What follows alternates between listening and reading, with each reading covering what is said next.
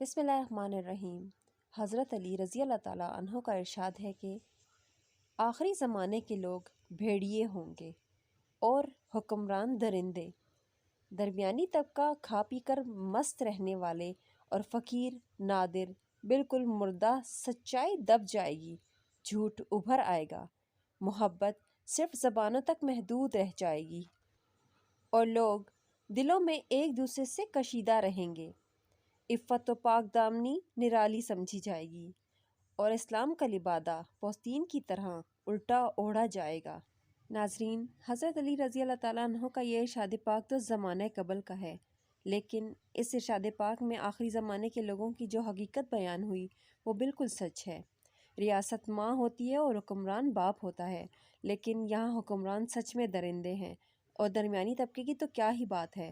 खुद खा पी कर मस्त हैं और साथ वाले पड़ोसी न जाने कब से भूखे बैठे हैं, कोई परवाह नहीं। सच्चाई मोहब्बत कहीं नज़र नहीं आती। इफ़्फ़त और पाक दामनी वाकई निराली समझी जाती है।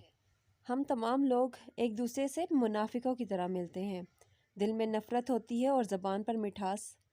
और दीन की बातें बताने वाले हमारे उलमा कराम, उनके तो कौलो फ़ेल में कोई तज़ाद ही नहीं है। करते कुछ और हैं, कहते कुछ और हैं।